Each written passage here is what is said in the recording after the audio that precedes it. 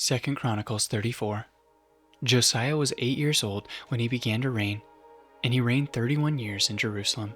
And he did what was right in the eyes of the Lord, and walked in the ways of David his father, and did not turn aside to the right hand or to the left. For in the 8th year of his reign, while he was yet a boy, he began to seek the God of David his father. And in the 12th year he began to purge Judah and Jerusalem of the high places, the Asherim, and the carved and the metal images.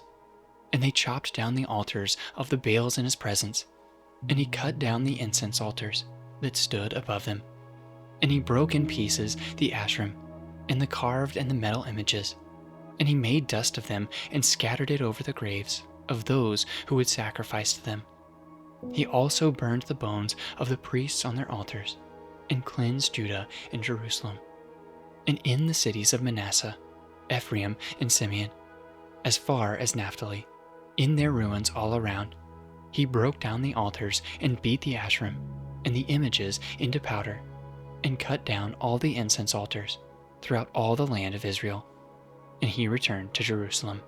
Now in the 18th year of his reign, when he had cleansed the land and the house, he sent Shaphan the son of Azael, and Maaseiah the governor of the city, and Joah the son of Joahaz the recorder, to repair the house of the Lord his God. They came to Hilkiah the high priest, and gave him the money that had been brought into the house of God, which the Levites, the keepers of the threshold, had collected from Manasseh and Ephraim, and from all the remnant of Israel, and from all Judah and Benjamin, and from all the inhabitants of Jerusalem. And they gave it to the workmen who were working in the house of the Lord. And the workmen who were working in the house of the Lord gave it for repairing and restoring the house. They gave it to the carpenters and the builders to buy quarried stone, and timber for binders and beams, and for the buildings that the kings of Judah had let go to ruin. And the men did the work faithfully. Over them were set Jahath and Obadiah the Levites, of the sons of Merari, and Zechariah, and Meshullam, the sons of the Kohathites, to have oversight. The Levites, all who were skillful with instruments of music, were over the burden bearers, and directed all who did work in every kind of service. And some of the Levites were scribes and officials and gatekeepers. While they were bringing out the money that had been brought into the house of the Lord, Hilkiah the priest found the book of the law of the Lord, given through Moses. Then Hilkiah answered and said to Shaphan the secretary, I have found the book of the law in the house of the Lord. And Hilkiah gave the book to Shaphan. Shaphan brought the book to the king and further reported to the king, all that was committed to your servants they are doing.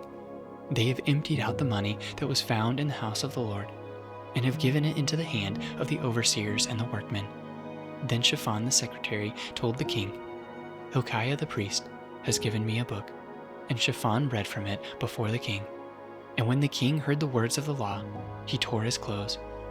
And the king commanded Hilkiah, Ahikam the son of Shaphan, Abdon the son of Micah, Shaphan the secretary, and Asaiah the king's servant, saying, Go, inquire of the Lord for me, and for those who are left in Israel and in Judah, concerning the words of the book that has been found. For great is the wrath of the Lord that is poured out on us, because our fathers have not kept the word of the Lord, to do according to all that is written in this book.